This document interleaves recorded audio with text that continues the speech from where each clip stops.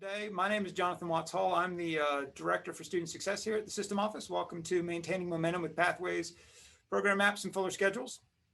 Building and deploying program maps and Fuller Schedules were a key feature of the Momentum year when we first opened it up back in the Momentum Summit 1. They're a key tool in helping students build agency around their academic career. They have proven equally helpful in understanding the ways that pathways can be or maybe cannot be completed. Pathways are built in intentional ways to help include key milestones, provide important checkpoints along the way. They support fuller schedules, ensuring that students are able to pursue their program and complete online. And as they complete that, or on time, not online, complete to on-time graduation. And as they go through that, they experience the full scope of what your institution or your department may expect of them or may offer for them. And another key feature of the Momentum year was the practice of students beginning their academic career by making a purposeful choice of study in a program, or they aren't certain about that, then having an intentional conversation about the general idea of where they want to study so that they can be aligned onto, given a program map that aligns with and helps them discern where they want to be. So as institutions have developed these and have maintained these, processes for keeping them, for their care and feeding, for updating and improving them, have evolved, and we've learned a great deal about what is and is necessary for program maps to sort of function and to have pathways for students and to understand what their schedules may look like. And so we're going to have a sort of a broad conversation about maps and about what goes on them and about ways programs shape out, and then a bit about Fuller schedules. Today, I'm joined by some good friends and colleagues. I'm joined with Chris Ludewise. Chris Ludewise is Associate Provost at Georgia Southern University. We've also got Julia Butler-Mays, who's Director for Academic Advising Services at University of Georgia. She's joined with Naomi Norman. She's Assistant Vice President for Instruction at University of Georgia. And then I'll come back later and talk a bit about Fuller schedules. But for right now, I'm going to sort of pass off to Chris and have her sort of start out the show. So Chris, are you ready to go? I am. Thank you, Jonathan. Hi, everyone. I'm Chris Ludewise, and I am the Associate Provost for Student Success and Advising at Georgia Southern. And I'm going to try and share my screen with you so that you don't have to look at me. You can look at my PowerPoints. So today, my presentation really focuses on program maps as a key ingredient for student success. And so I'm going to start with the brownie slide. To quote Jonathan, I think we're all contractually obligated to show the brownie slide at all momentum events. And so as you can see, if you haven't seen the brownie slide, it's really focusing on a recipe for student success. And there are some pretty specific elements to it. And so when we, sorry about that, when we talk about momentum year, program maps really fit into the clear pathways piece of this. And it presumes, obviously, that we have clearly articulated and navigable programs of study, but we also have clearly defined expectations and pathways to completion.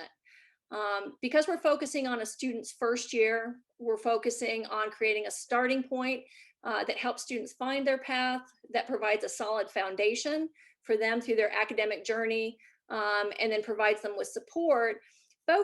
Program maps become very important because they visually represent that pathway.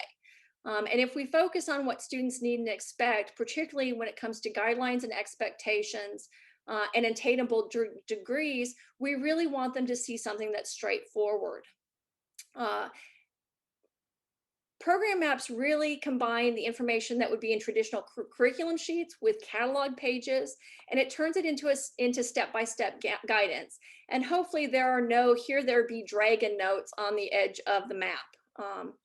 The other thing about program maps, and I'm going to move to the next, is that it becomes a recipe. And I'm going to think it's cheesy, I know, but I'm going to present this in terms of program maps as another brownie, and one of those brownies in the stack of brownies. And so when we talk about the recipe, we're talking about the ingredients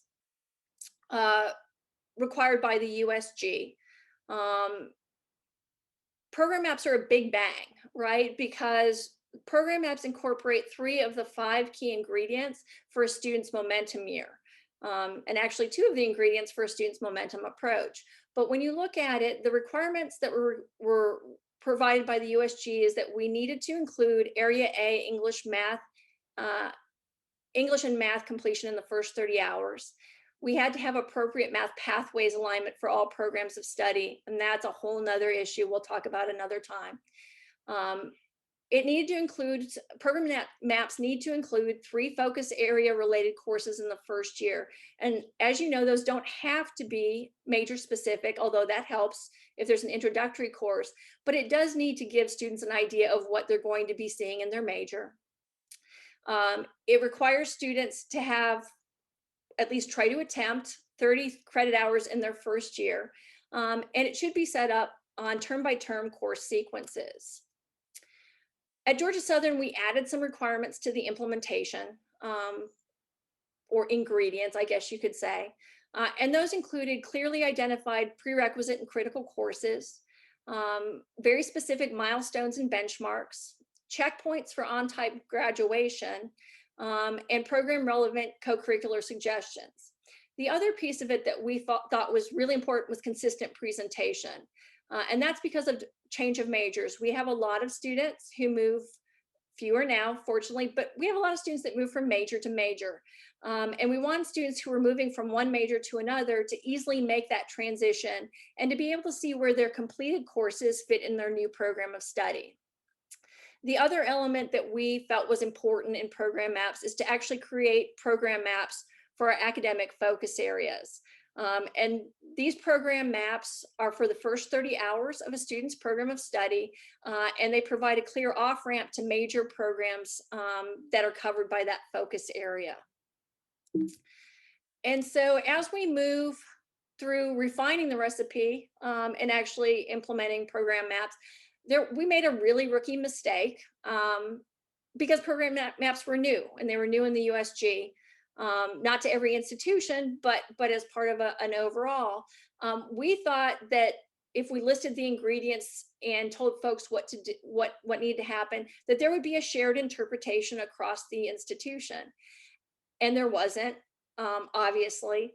And so the first drafts were a little shaky. And so we came back to the drawing board. And what we did is we set out some clearly articulated expectations in a how-to document. Program maps need to be easy for a new college student to follow. The how-to document made it clear that we were going to be non-negotiable on most elements of the program map, that these are the ingredients and you need to follow the recipe. We also created some standardized milestones and benchmarks. And you'll see, I'm going to show you some program maps in a minute, but you'll see in those that the milestones are, especially in the first year, are pretty specific. Students need to complete English 1101 and 1102 in subsequent semesters. They need to complete their Area A math as a milestone in that first year. We were also non-negotiable on structure. It needed to be set up semester by semester, not as a year block, not as a 3-term block, but semester by semester for a 4-year progression. And it needed to have, like I said, that consistent look across all programs, majors, and colleges. And then what happened was really awesome, I think. Our program maps were a collaboration between the academic programs and academic advising.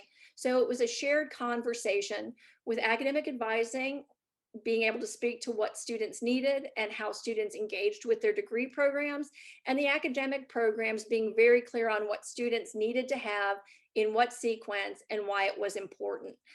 And I think that really helped us create very, I think, good program maps, but also helps with academic advising and students and advising being able to tell students why their program maps were such a key element for them. And so program maps at Georgia Southern are located on all college and advisement center websites. And I'm going to be showing you, right now I'm showing you information from our Parker College of Business. And as you can see from the screen, that the majors and program maps, the major catalog pages are listed, and then there are program maps right below it for those 2 years as well. And so this is what our program maps look like. And while I'm showing you again from the Parker College of Business, the BBA accounting, any program map you look at Georgia Southern at least has the same look. Classes may not be in the same order, obviously. The programs may have different milestones, but it has the same look and the same flow. And so if you follow the green stripe, as you can see, it's set up in a 4-year program of study divided into 8 semesters. The red square shows you where milestones are listed for each semester. The blue square then tells you where some different tips. And as you can see, some of those tips are things like courses that are not completed during this first, well, whichever year, but in this first year in fall or spring can be taken in the summer to stay on track. Or if you came in with a lot of dual enrolled or APIB credits, then just to get ahead. And then there's also things like look into business abroad, visit major and career exploration center, different tips, including working with your professors. Okay. The final piece of it is the purple square in the bottom, where it shows that any class that has an asterisk, a grade of C or better is required in order to progress in the degree program. If we were looking at a program map from the sciences or from health professions, you would see prerequisite and co-requisite classes clearly highlighted as well. And so program maps are the initial brownie. They're intended to guide students from orientation through graduation. It's important to keep in mind that with the momentum year, program maps were initially designed for first-time, full-time, first-year students. We had to learn to be very mindful of incoming credits. And like I said, we created specialized maps for exploratory and focus area students. But what we've also found is that students who are transferring in or coming in on different pathways are trying to use the first year program maps to place their credits. And we'll see that in advising. And so moving forward, program maps really should be created for transfer students, adult learners, part-time students, students who are on a different track, maybe a more intensive track or a less intensive track, or students who are in specialized populations.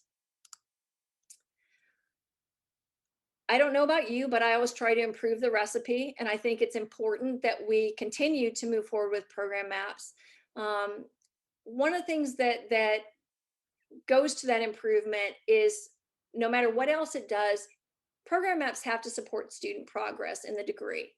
And oftentimes with whether it's program maps or policies, the default, what we end up with is sometimes easier for the institution or the program and not the student. And so it becomes important to keep in mind that we have to design program maps with the students' needs and goals in mind, not necessarily the programs or academic advisings or the institution's goals. Program map creation should be an iterative and collaborative process. It's not a one and done. It should be a process in which you're going through it and improving on an annual basis. And program maps really should serve as an effective planning tool for not just students and academic advisors, but for department chairs, program directors, faculty, course schedulers, and for the institution, and not just for academic affairs or for enrollment management, but think about the possibilities of using program maps to help inform decisions in facilities and in housing based on student needs and the students you have on campus. We can also create a better brownie. And so program maps really should be recreated, not just updated every single year. We try to create a program map for each catalog year. And part of that is to incorporate curriculum changes, but it also is a discussion about whether the sequencing is actually working for students as they progress through their degree. It also gives you the opportunity to review and revise the milestones, the tips, benchmarks, and the other elements that you've built into your program map. And obviously there's a theme here. I really do believe program maps have to work for students. And if students are reporting that they don't work for you, then you probably need to look back at your design. We had to do that. The other thing is, I think we have to ask ourselves, can a student actually graduate in 4 years with the courses that are outlined on the program map each semester? We are just starting this process of pressure testing our program maps. But I think that's an important element. And I know there's a session at Momentum about pressure testing the program maps. That requires us to look at it using the current schedule and all historical scheduling practices and really say, can a student, a regular student, not my honor students, not my student who comes in with 60 hours of credit, but my average first-time full-time freshman, go from onboarding to graduation in 4 years without major substitutions, without major changes to the program map? Can they do it? The final ingredient, and this is forward thinking, but program maps really need to inform our scheduling practices. Course schedules and program maps should be linked because it will help the department make sure that they're meeting student needs. And so the questions that this raises are, do program maps and the course schedule, or sorry, the program and department course schedule reflect the program map course outline? Do you offer things, and I think of courses in particular, if your courses are offered once per year, do they actually correspond with the semester that they're on the program map? And that goes back to that pressure testing. Does the course schedule reflect the needs of current students? Do your faculty and your department chairs have the data they need to know who their majors are, where they are in their program of study, and what courses are next up in the sequence to meet the students' graduation needs? And does our course schedule on a regular basis support student degree velocity and time to completion? And this really gets us to a question about, how do we assess that? How do we adjust for any changes that are needed? And how do we make sure that program maps are working for our students, working for our academic advisors, working for our departments, and working for the institution? And so with that, I will say thank you. And my contact information is on the bottom of this, of the web here, or the screen here. And I'm happy to take questions or move on to my co-presenters. So thank you. And Chris, there's a question already in the chat from Rob Friedhoff asking, where do your program maps live? DegreeWorks, internal system, paper folder, et cetera. So thank you, Rob, for that question. Right now, our program maps live in advising and on the websites. We're working to build them into processes like DegreeWorks and into some of our scheduling software, so that it's more incorporated into what department chairs and students and advisors have access to. If anyone else has any other questions for Chris, go ahead and put them in the chat. We'll have an opportunity to come back to them as you think about it too. But if you want to ask a question over now, great. If not, we will be able to move on to Julia and Naomi. Michelle. Sorry, I should leave time for typing. Michelle Eaton asks, we are seeing and hearing a percentage of students who aren't interested in finishing in 4 years or 2 years for an associate. They're on their own time and in no hurry. Do you have any recommended ways to encourage students and associate the importance of completing on time? Thank you for that question, Michelle. We actually find problems with parents who want their students to stick around more than maybe students who want to stick around. Enjoy that college experience. Take it all in. I think that one of the things that we do is we really try and tie program maps and advising to CPOS and the CPOS processes, and tie it to financial aid, so students understand what the consequences are of not having an on-time completion. We also, my goal is, and I think Glenn's on this call, our career services is also working to help us understand the impact of what it is for students who, the financial impact for students who don't graduate, and take an extra year or two. What's their lifelong earning impact? So that's, I'm not sure there's an answer there, because parents really want, there's just 12 hours, social life. But I'm like, you can have a social life with 15 hours. It works just fine. And so we try and tie it to the financial. Glenn Gibney asks, how do program maps work with engineering students who participate in co-ops? Do the maps flex with these experiential opportunities? So it's a great question, and thank you, Glenn. Some programs build in those experiential opportunities. Others treat it as an add-on, and that's a curriculum issue that has that's more of a conversation, I think, at the department and college level.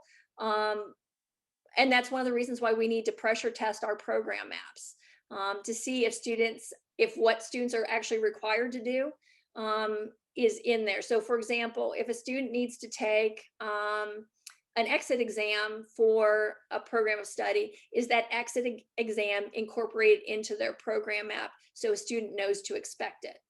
And so I think that's an ongoing conversation between departments and programs, and in that pressure testing and development of the maps. And then this from what I think it's Abigail Drescher from Augusta is asking, piggybacking off of where do they live, who or what department is responsible for updating all of the maps? A central location or each department individually? So we ask academic advising, and once the catalog is published, to work with the program directors. Some departments and colleges ask their the center that serves their students to actually update the maps and then share it with them so they can review and update it. Others do it within the department, but we just set up a timeline and the expectation that for our new students, that it'll be available at a certain date. And there's a comment in the chat about this could call for greater coordination between department that offers the degree and other departments that offer courses used for that degree. And I think that's a really good point about program maps, is that while they're owned by the department, they share courses across the entire institution, and so it becomes an important tool to sort of use in that way. Question from Deepa Aurora at Middle Georgia. Do you involve student affairs in the development of maps for co-curricular events? So great question. Thank you, Deepa. We do and we don't. So some departments reach out to like career services and academic affairs or student affairs for specific ideas. Others do internal to their department, activities to their department. Student affairs, the Division of Student Affairs and Academic Affairs at Georgia Southern are working together to do a better job of framing a co-curricular experience for students that's more holistic. So that's I will say that's an in-process activity for us. All right, great questions. Oh, they're coming in. So do you have Kimberly Burgess from Albany State, I believe. Do you have one person who is in charge of this process? I'm in charge. I'm the person who yells at people. So Chris Lawrence asks, students come in with so many different permutations of transfer credit and AP credit with so many different constraints with scheduling. If you want to have a program maps for all of these different combinations after incorporating majors and minors, how do you stop this from turning into building bespoke program map for each student? It might be a bespoke program map for each student in the long run, but the short answer is, for what we put on the website, this is what a student needs to graduate in 4 years. The way academic advising uses it and our students use it is that they do it in a,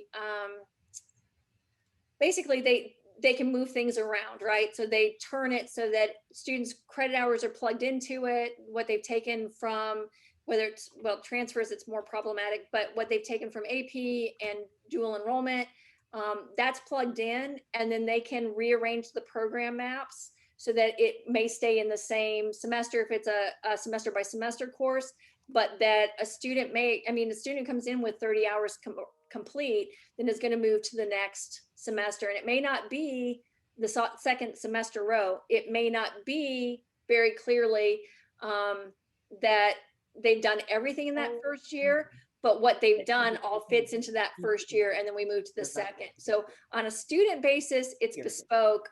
On what we publish, it is much more, I won't say generic, but it's more, it's the unicorn, right? This is what we would hope to have happen. Can you imagine saying this to anyone? Fantastic. All right. Oh, I'm going to hold the rest of the questions for a bit. I'm going to want to hand it off to Naomi Norman from University of Georgia, and Julia Butler-Mays for University of Georgia. This was great. I appreciate that. And we'll come back. We'll have an opportunity for more questions, but Naomi and Julia, are you ready to go? Yes, we are. All right. I'm going to pin you to the top so everyone sees you. Put a spotlight.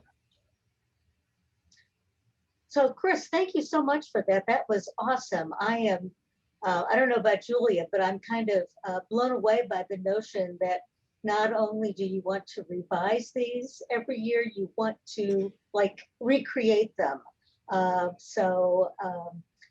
Yeah, I mean, I don't know how you're going to, that is just such a heavy lift. I really admire you taking on that project. So anyway, I'm Naomi Norman from the University of Georgia. Also pinned is my colleague, Julia Butler-Mays, who's the director of our Office of Academic Services. So let me put this on presenting. Okay, so as we all know, you got to show a Brownie map, a Brownie slide. So Chris did the momentum year Brownie slide. This is Brownie 2.0, the USG momentum approach Brownie. And we're all intimately familiar with all of these aspects of the approach Brownie and the approach recipe. What we're really going to focus on today are these three parts of the Brownie, these three ingredients: purposeful choice, pathway, and critical milestones. And our approach has been to sort of interweave these three points into a comprehensive kind of holistic synergistic approach to deepen purposeful choice, maintain a pathway, and complete critical milestones. So Julia, do you want to talk about how we address deepening purposeful choices? It would be my pleasure, Naomi. So in 2018, my office, the Office of Academic Advising Services, began administering a pre-orientation intake survey for all of our incoming students. The intake survey asks questions along three main areas. So first, it's asking students to report any college credit that may not have made it to their UGA student record yet. So whether that's AP scores that haven't been released or coursework that they just got grades for at the end of the most recent semester, et cetera.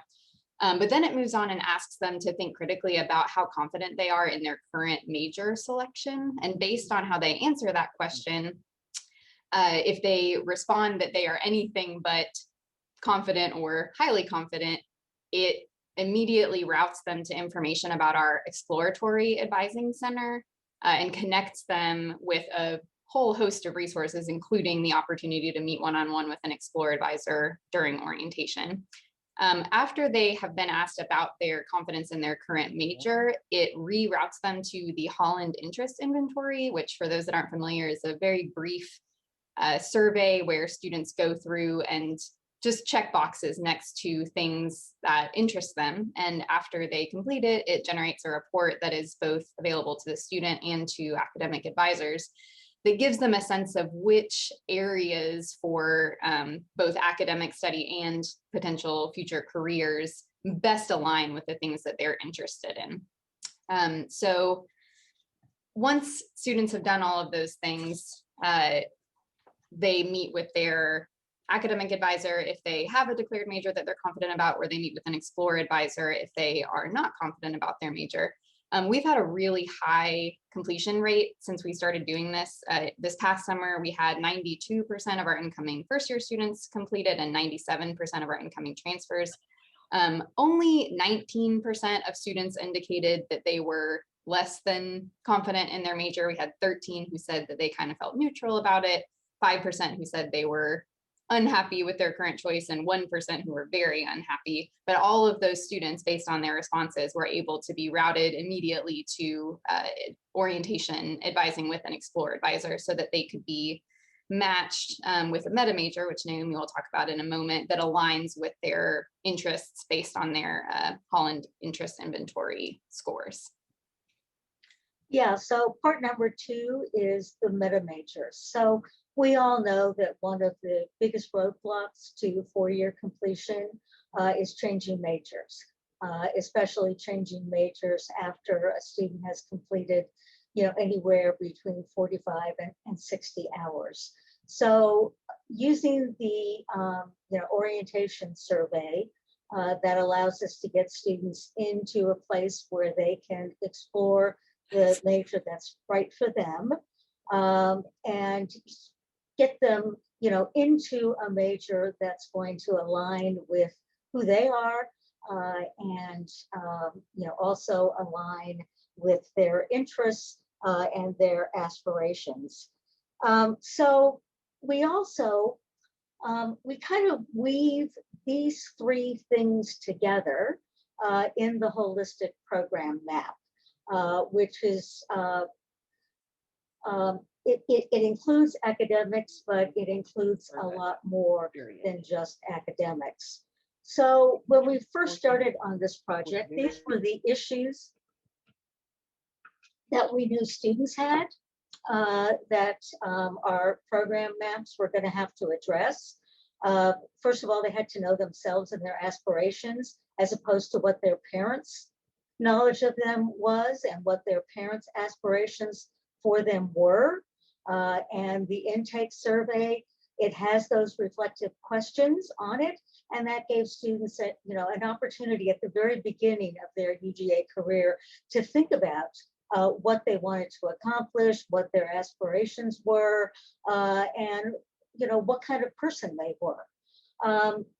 Students need to know the opportunities for engagement, not only where they are. I mean, we have over 800 student organizations at UGA, and trying to find the one that's the right fit for you is sometimes quite difficult. So they need to know not only where they are, but when they should start engaging in some of those groups. The whole point here is both to get them to completion, to get them to graduation, but also to help them optimize their time at UGA and take advantage of the resources that are there.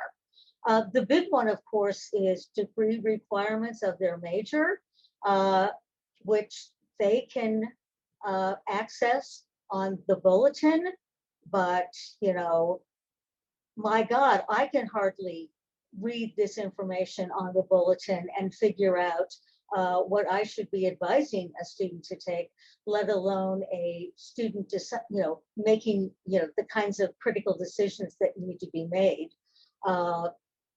And of course, we all know that students have their advising appointment. The advisor puts together a schedule for them. They go to register, and either the classes are filled or they just change their mind and they end up making perhaps a poor choice.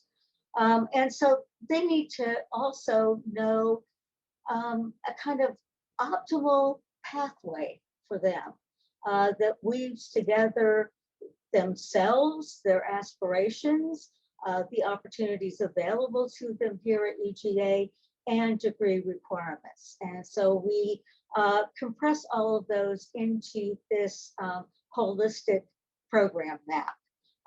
All of those issues that students have, our solution, or at least a partial solution for those issues, is the holistic program map. And it maps 5 different areas. Academics, not nearly as robustly as Chris's program maps do, but some good guidelines.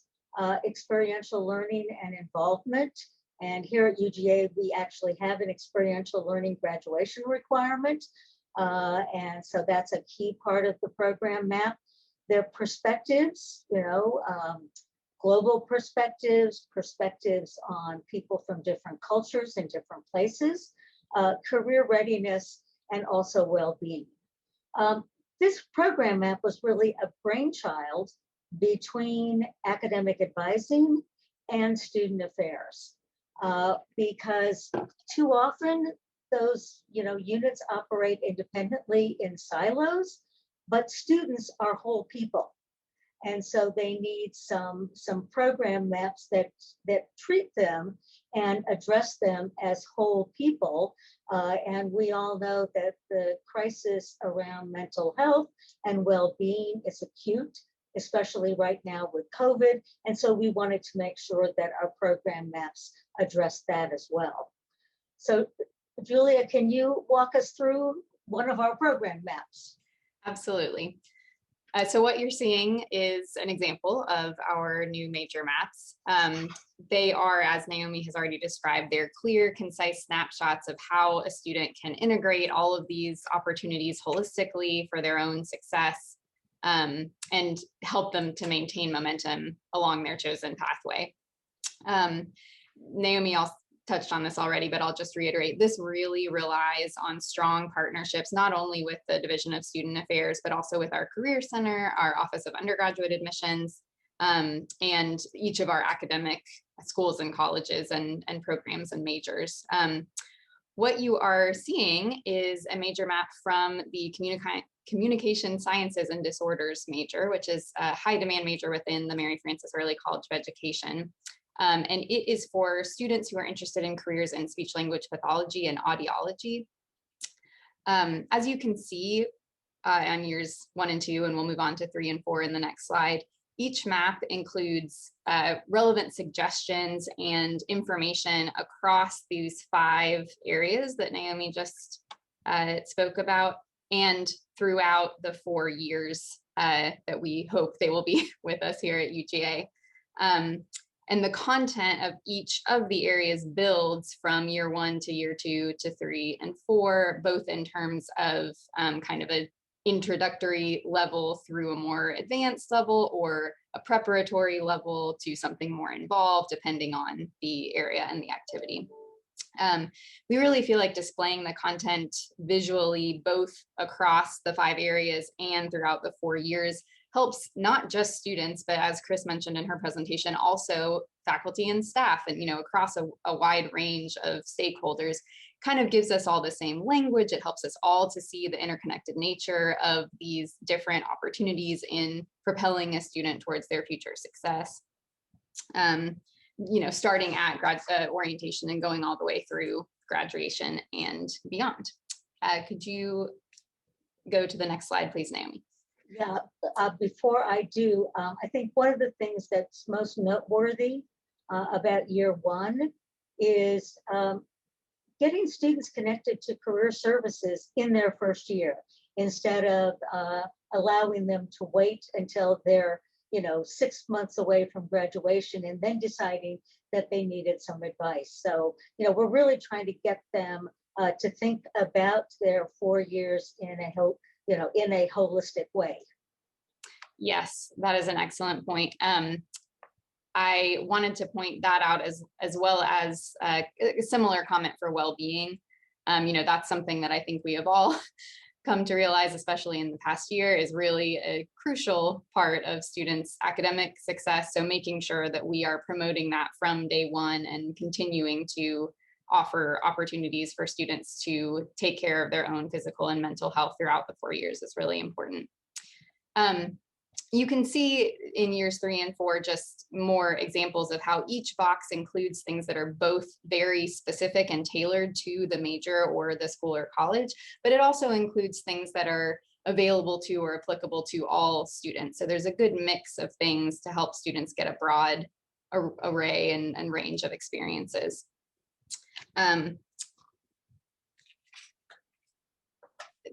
In particular, just to say a little bit more about the career readiness piece, since we're using this major as an example, it is one of our high demand majors, which means that it's application based. Students typically apply for this major in their 2nd year and begin their major coursework in their 3rd year. So that's noted, those milestones for progression are noted in the appropriate spots. But this program, almost 100% of its graduates go on to a master's degree because that's what you need in order to pursue this career path. So we have noted those milestones for preparing for a graduate school application, both in the academics columns and in the Get Career Ready columns, so that students are taking those preparatory steps early enough such that when those deadlines are approaching, they're not starting from scratch. They've been working on it for quite some time, and we're able to see from the beginning when those things would fit into their progression. Back to you, Naomi.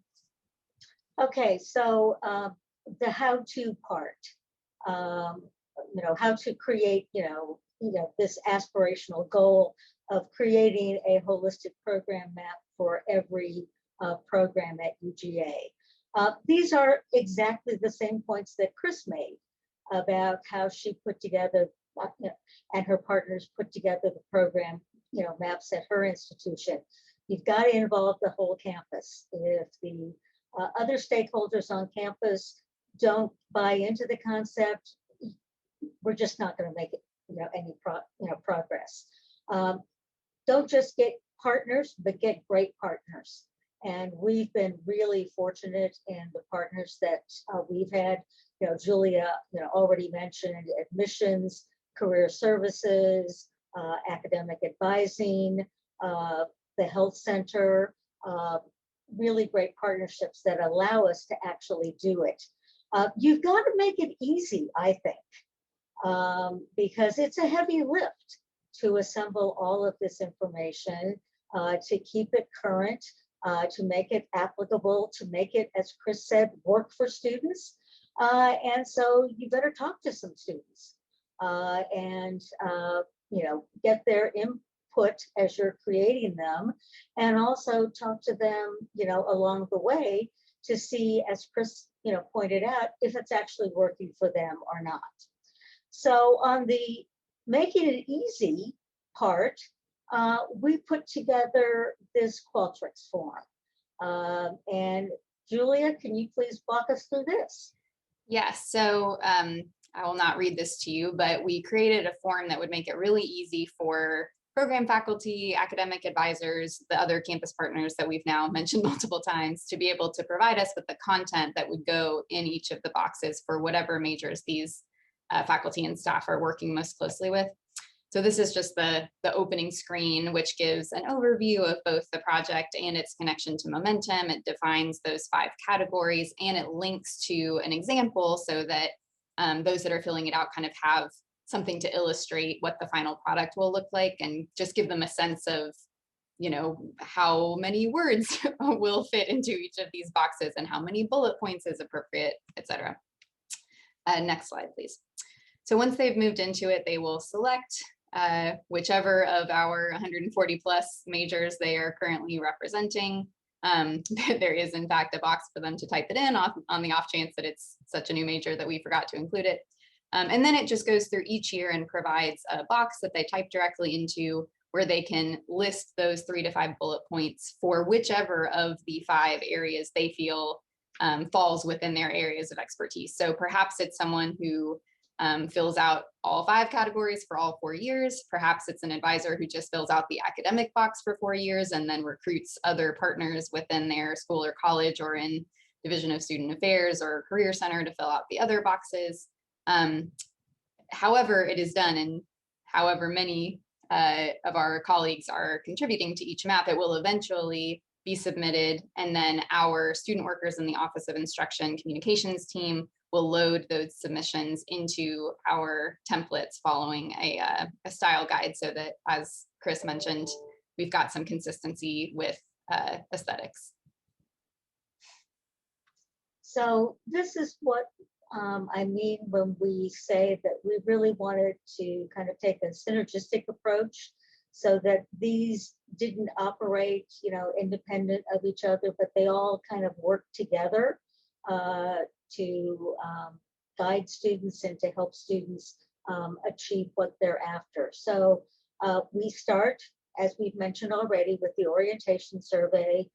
Students can then go into the exploratory center if need be. The exploratory center makes use of those meta majors, and I'll talk about that in a second. So the meta majors are not just good for incoming students who are unsure about their major. They're also good for students who have decided in their first, second, third, fourth semester, they are really in the wrong major. So those students also go to the exploratory center and use the meta majors to find a good fit for them. So we've got 7 of them. I just pulled a snippet here of the life meta major. You can see it's all the biology, dietetics, that kind of thing. You might wonder about the colors on here. This is what goes back to the Holland Interest Inventory. Not only is that a good reflective tool for students, not only is it useful for advisors, but if you're a biology major and you decide that that major is not the right major for you, but you still aspire to work generally in this field or to study in this field. So for example, if you're a biology major, but you are, according to the Holland Interest Inventory, you're a social person, which is purple on the chart, as opposed to being an investigative person, which is orange on the chart, you can see that, in fact, something like dietetics or nutritional sciences might be a much better fit for that particular student. They can still, aspire and reach their aspirations, but they can do it within a framework that really speaks to them, who they are, how they like to work, that kind of thing. And then once students are in the correct major, that's when the holistic program maps come into play, which is part of our retention leading to completion, leading to getting students prepared for their life after UGA.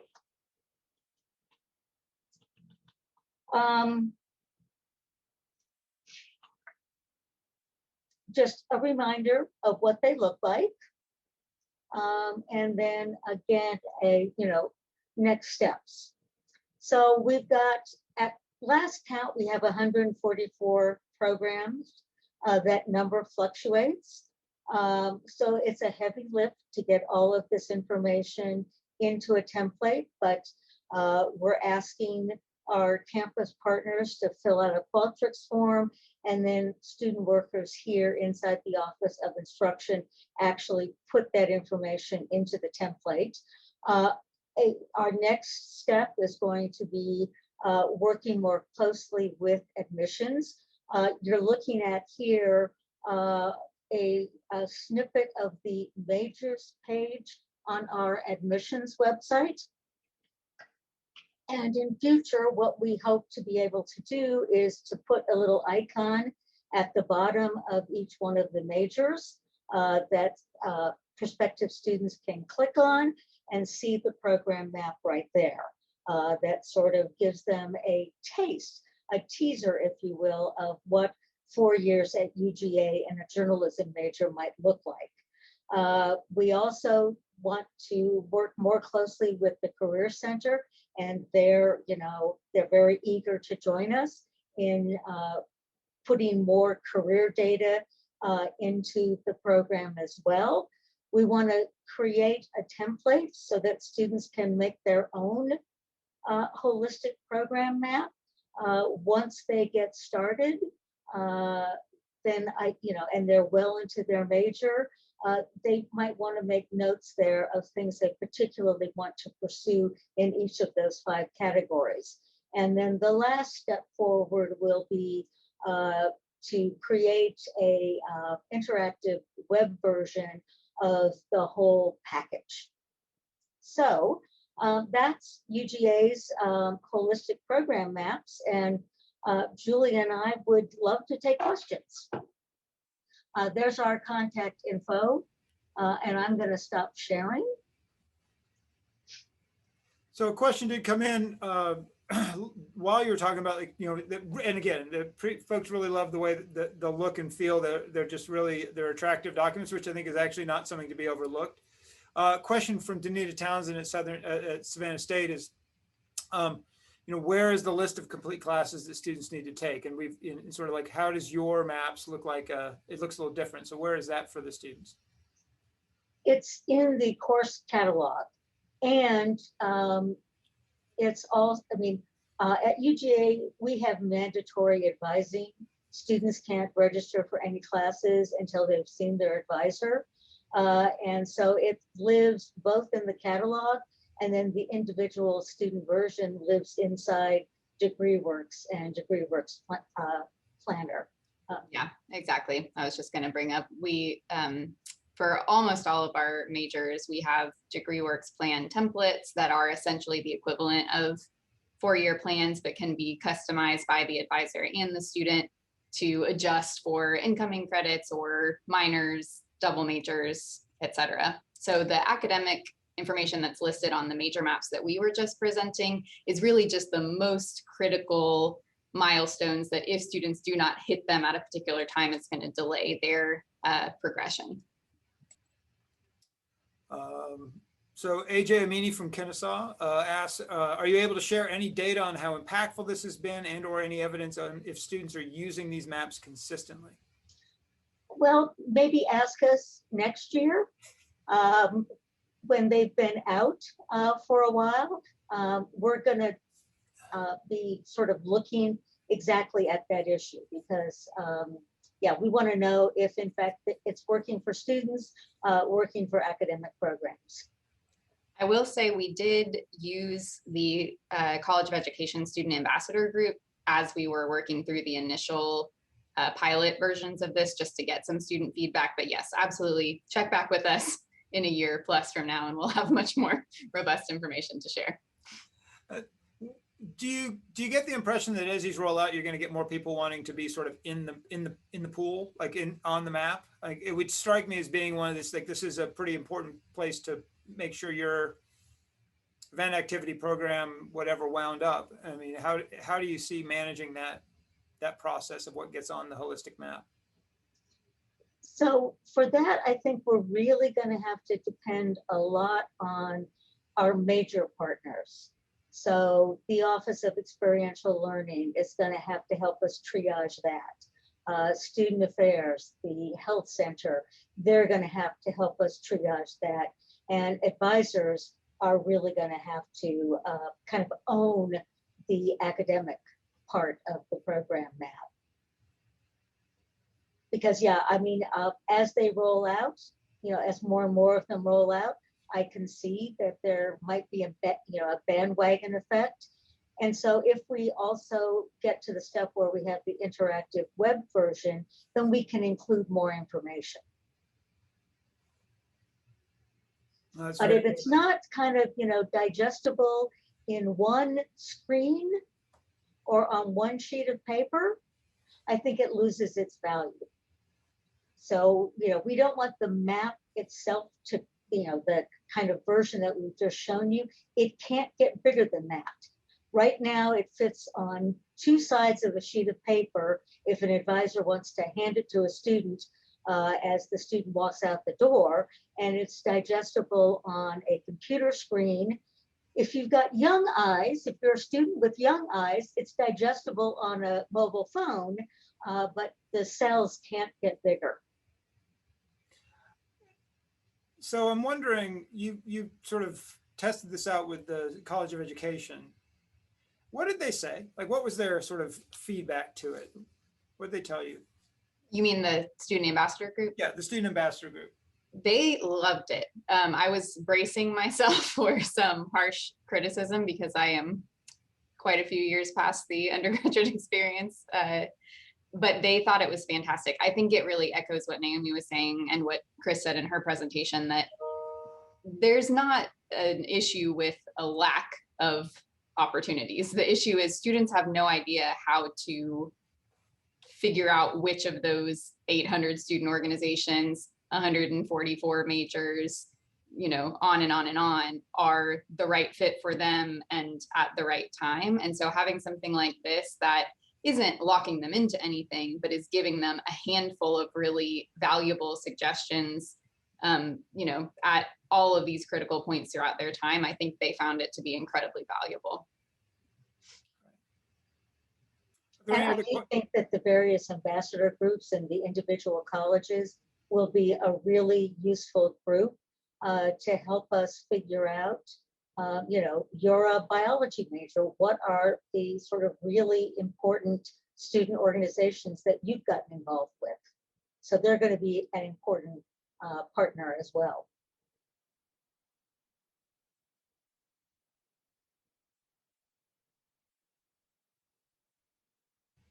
I muted myself because I kept on interrupting and then I couldn't find my unmute. So that's great. Are there other questions from the audience before we pass along? All right, so I'm going to replace the spotlight here and just start sharing my screen. So I'm going to change paths, change the direction a little bit. I'm going to go through this. I'm recognizing we've got about 30 minutes left, and I don't know that we want to run it all the way out to the end. So I want to make sure, but I want to bring this up. So one of the elements that that program maps sort of get at, and we talked about, Chris actually mentioned this, is the program maps when we first began talking about them really talked about sort of traditional first-time freshmen taking a full-time load. And the functional reality is that there's some sort of interesting elements of this. So first off, let me just show you a brownie. Because I'm obligated to show you a brownie. And I'm actually going to show you, you know, more than one brownie. So again, we're going through this idea of the momentum year, and these are the elements of the momentum year, and they're clearly, program maps are in there. The 30 years in a pathway is in there. There's English and math, all these sort of key elements on the pathways are there. Building it out, the program sort of, these maintaining full momentum around a clear pathway. There's just so many brownies. There's so many brownies. I want to talk about why we're so focused on early momentum. So I'm going to highlight a little bit of research that was done by my colleague, Lori Haygood. Lori Haygood works in research and policy analysis. A couple of years ago, she took and pulled data from across 4 years worth of 3 or 4 cohorts of students that had gone, had more than 6 years to graduate, and looked at what they had done their first semesters. She did a couple of different analyses, and the one I want to really sort of anchor on is she actually did propensity score matching, which is when I get to that slide, I'll talk a little bit more about it. But just in general, what we know, and this has actually been supported by research that's been done at other campuses, that students who start out strong, who start out with a fuller schedule, end up completing more credits. It's a habit that they get into. It's a practice that they get into. They actually end up getting, students who are at 15 take a considerable amount more. And these lines are not like averaged out. This is their first term credit intensity, what that does for the rest of their career. So obviously, if everyone else took 15 and then did the same 12 for the rest, they would all level out. But it's clear that students who start taking higher loads tend to accumulate more credits as they go.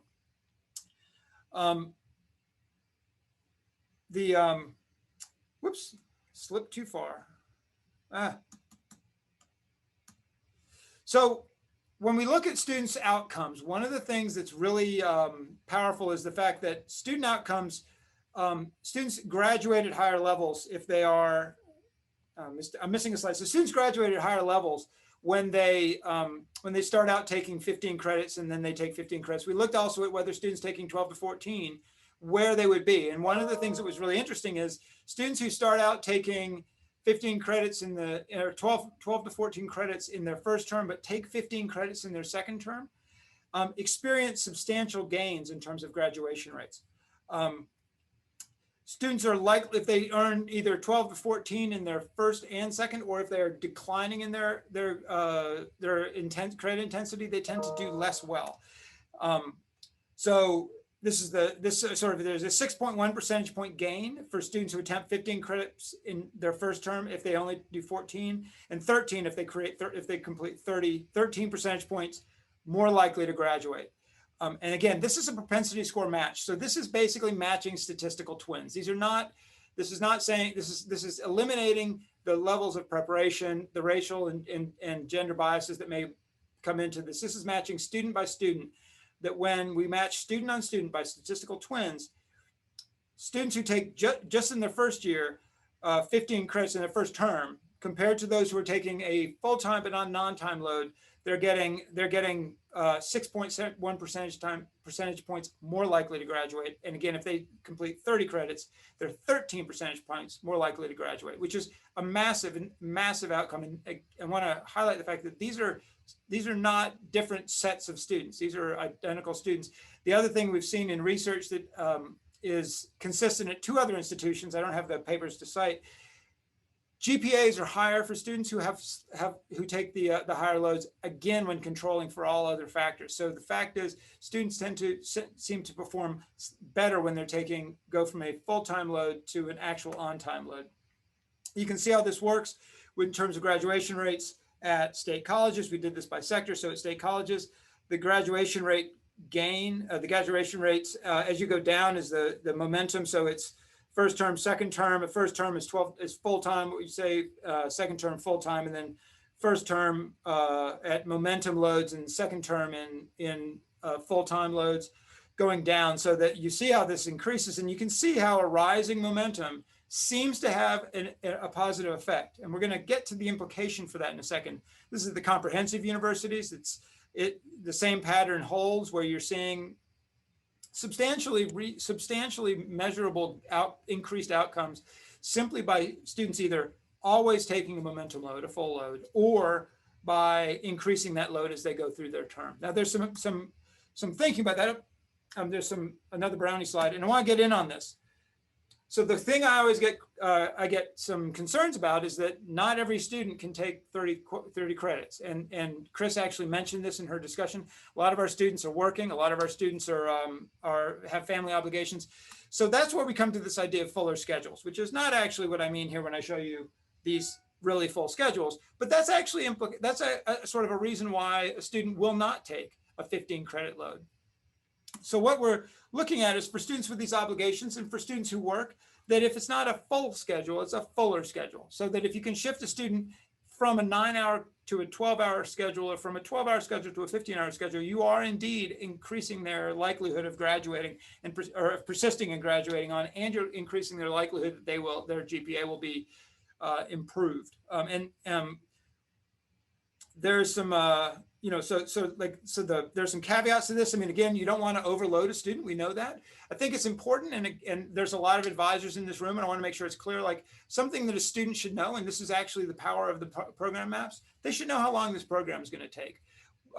In fact, instead of asking a student how many credits or how many courses they're interested in taking, really asking them the question, how long is it that you want to be here with us? On the other hand, as Chris noted in the beginning of her remarks, some of them may say, as long as I can. And so then we have to have another discussion about the cost of remaining in school longer and longer. So for part-time students in particular, and we're seeing a number of part-time students, I'm going to show you in a bit, we've seen an increase in part-time students in just the last year for some reasons that we know may be going away, but we're not entirely sure what the post-pandemic looks like.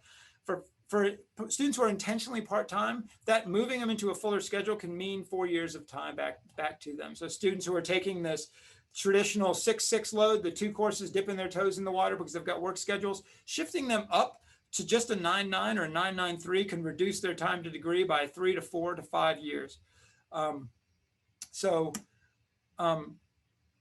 So there's some reasons behind this. It makes students more students. We're fairly sure that there's a degree to which they're more likely to focus on their studies if they're more on campus. It makes them more familiar with the school too. We had a lot of experience this fall with mode switching. Mode switching is extremely tiresome for us as faculty, staff, and administrators, and it's extremely hard for our students. And the more that they're doing mode switching between work and school and home, it just disrupts their studies. And so we understand that there's a benefit for the more intensive course loads to actually help them stop the mode switching.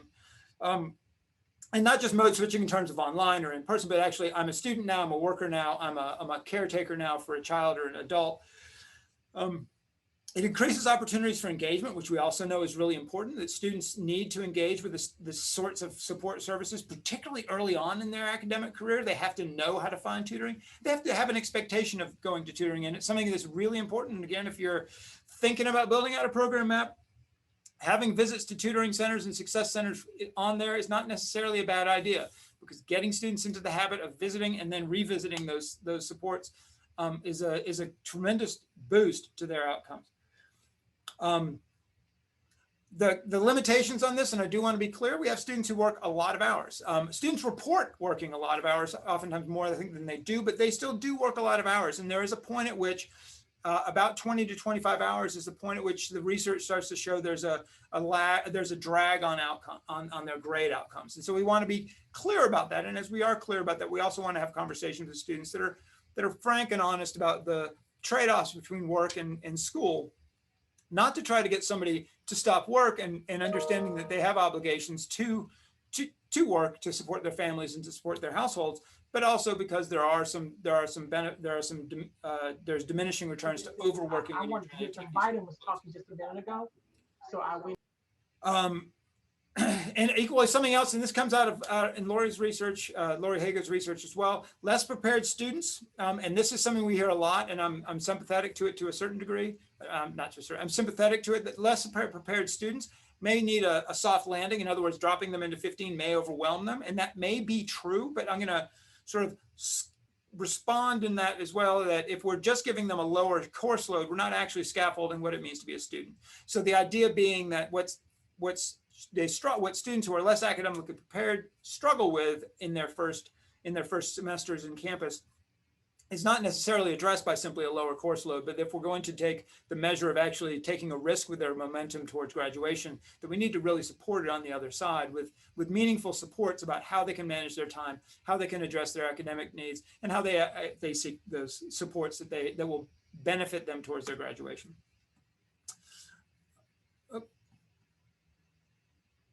So we've been seeing progress on this. I want to point out, like, we started about 5 years ago with asking campuses to really focus in on increasing trajectories. And you can see these are first-time freshmen. And what you're seeing is as you move from left to right, the bar at the top is getting bigger by and large. And that trend is sort of showing at this is sector level. And if you look at the system as a whole, we've seen some growth in the number of students who take these first-time fall, these freshmen are taking first-time momentum loads. When you look at all undergraduates, there's both smoothing in this and it's a bit diminishment. We know that students, after their first bite at the apple, they start to slow down. And also we have a whole bunch of students who are in this pipeline who have not been taking full-time loads. But again, the message here is clear that as in the aggregate and at some institutions in very intense ways, we have seen tremendous growth in the number of students who take full-time loads, and a tremendous, and without seeing much it's not eating out, I guess it was not eating into the part-time student body. So the students who are in the bottom level taking less than 12, we know these are students who are intending to be part-time students.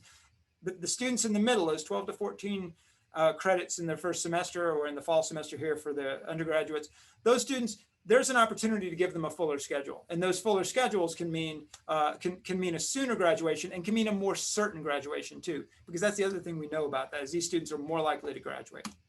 So in fall of 2020, spring pandemic hit, fall 2020, enrollment increased modestly, which we should all actually celebrate because there's actually we differed from a lot of other states, but it increased at twice the rate of full-time equivalencies. So that means that our students came in, we had more students coming in, but they were taking fewer credits. And you can see this. It's not a crisis, but it's visible. And I want you to see what this looks like. So these are charts on, these are a sampling of institutions. I did not label them because everyone wants to know, they all want to find themselves, and I didn't want to point out any one institution. These are representative institutions. They are actual institution rates, and they are varied. And I want to point out that at almost every institution we saw, the column on the left is 2019 fall data, and the column on the right is fall 2020 data. And as you see the size of this bar, this being the 15 credits bar, getting smaller, what you're seeing very clearly is that students took fewer credits on average than they did the previous fall. Now, lots goes into this. It is a slightly different fall population than spring population, or than the previous fall because of admissions requirements. But in general, what's also happening, and it's interesting to note, is while we're seeing some very large changes in the numbers of students taking these on these full-time loads, but not quite on-time loads. There are institutions where there were large gains in part-time students, largely at the state college sector, obviously, and some state universities, but these are very large gains for a part-time population that has been fairly stable over time. So this is matched in the undergraduate population. Again, the changes are slightly less, but as you see these yellow bars getting smaller as you go to the right, you're seeing basically students choosing fewer credits later in their term. These are all undergraduates. So this includes freshmen, but all the other upper divisions, upper level students as well. And again, these are matched by some shrinking, actually, interestingly, in the middle band. So again, we're seeing shrinking in both the 15 credits and the 12 credits, the sort of on-time and full-time students, and some actually substantial growth in some places, or not substantial, but measurable growth in some places in these students who are intentionally part-time. So we know kind of why this happened, and this is not a wagging the finger sort of moment, but it is a sort of I want to call this out. I want to take this opportunity to mention this because some of the causes we're hoping by fall will be at least diminished, if not going away. We know there was some anxiety around online and hybrid. There were some mode concerns around that. Both couldn't get what they wanted and weren't really sure if they could succeed. There were some students who were really trying to protect their GPA and make sure they retained hope. There were some questions about virtual orientations that have come up, that students weren't really able to get their scheduling done in the same way in a virtual setting as it was in an online setting, or I'm sorry, in an on-campus setting.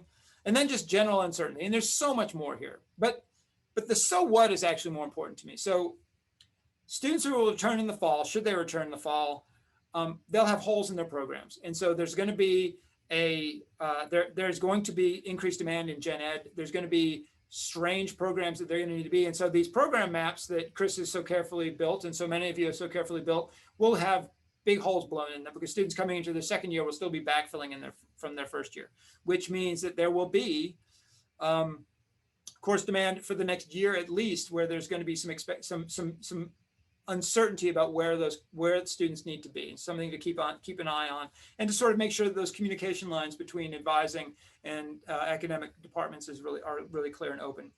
And then two other sort of principal concerns at one point is like it has increased the number of exit points. We know exit points are actually a real problem. So if a student is missing just a few credits, but it may add another term, and particularly if students opted to not come back in the spring, there's a concern they won't actually come back in the fall. And this is going to lead to some students who have gotten a very early taste in college, and now we're going to have to fight to get them back in order to be sticky, in order to retain at the institution. So I want to end there. Let me just end there.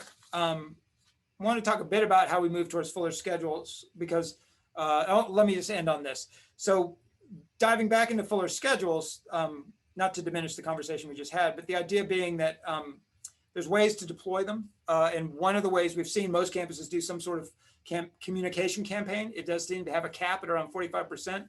After students necessarily just don't effectively change behavior by being told to. Where we've seen some really powerful shifts in student behavior is around default scheduling, or like either defaulting them into 15 credits, which can be tricky if a student decides to blow up their schedule. They will end up leaving courses abandoned. But equally, 3-2, Georgia Gwinnett sort of opened up this triad model where they said, you don't have a full-time load yet, so you have to go pick 2 out of the bucket. And they had a great deal of success amping it up. Clayton State also had a great success in sort of driving their students towards fuller schedules. Block schedules and program maps. I know a number of institutions have investigated block schedules, particularly for certain student groups, either within majors or within just certain communities that they're trying to support and serve. All of that is great because it drives intentionally towards this increased credit taking. I've heard campuses talk about, but are still struggling with this idea of advanced scheduling, doing a full years of scheduling all at once, which does help, but is a little tricky in Banner. And then a Banner self-service warning, which again is something that I'm not sure I should actually even mention, because ITS will tell me this can't be done. But the idea being that you get a warning when you haven't registered for all your classes. You still have one more to go. And then really smart defaults around courses to make sure that as we go through that the program maps that you build have really smart defaults on them, so that students aren't actually guessing or aren't having to make selections that haven't been recommended to them. And I understand, expect resistance. Again, you're going to get resistance from faculty. You're going to get resistance from parents and students, and that's okay. And it's okay also for there to be conversations about, and this is sort of where we started out, the benefits, the advantages, and the opportunities for on-time graduation and more rapid progress towards graduation, matched with other obligations as well. So students who are working or have other things that they want to do, or other opportunities they want to take a part of, in terms of including things such as like doing a co-op or doing an internship that may take them away for longer than a summer, longer than a term. So that is the end of me. Thank you for this. And I'm going to go ahead and stop sharing. We have run pretty close to the end of time. So I'm delighted to take questions about that. We will be making the slides available. So Christina Watkins asks if fall term, splitting spring and fall term into A and B sessions can help with students completing. It can. Again, it has to be intentional because it becomes hard to make sure those courses make sense on a student's program. So one of the problems that campuses have faced in doing A/B terms outside of really the fundamental 1,000 level gen eds is it's very hard to anticipate which students will be in those sections, and then making sure you have the right course inventory available that fits onto their programs. It works well, I think, probably in fall. You could have a soft start. I will say this, a lot of the courses that we are concerned about a lot of the courses that went into the G2C model and that have high DFW rates are also courses that are really hard to teach students in an 8-week section unless they've been really well designed. Can be done, but I would also note that with respect to students going into 8-week courses, there are students for whom academic preparation is a concern. I get a lot of feedback from folks who are very concerned about putting students who are academically less prepared in an 8-week section right off the bat. And so I know they've had some success with this at a couple of institutions where they've done this, but that mix needs to be really mindful of whether the intensity of an 8-week course is the right match for that student. That's a great question. And certainly second term B term courses, short term B term courses, and exploring sort of these opportunities to pick up a few extra credits, even in can be a help for students who are doing exploratory courses as well. And it's an opportunity for faculty to teach short term courses, short commitment courses that are either area A, area F electives, or courses that may fit multiple programs. Again, it's just a matter of how large your bucket of courses can be in that and how well aligned it is to the maps. Are there other questions for Chris or Naomi or Julia about program maps? It's also a good opportunity for students to withdraw. Exactly, yeah. But again, that comes down to it. Naomi pointed out that it's a good opportunity for students to withdraw from a course to pick it up in the B term. It's also an interesting opportunity for students who are going through, who need to complete all of English 1101 and 1102 in a single term. You can really make some of these courses fit together. And in doing A and B terms, something else I would note is you have an opportunity to build some learning communities around this, because you will end up inevitably cohorting these students in some natural way, because a block of students going through taking these A and B term courses or part of term courses in any way will probably have a matching schedule. So think about the other opportunities to surround those students with either supports or just in general making them into a cohort.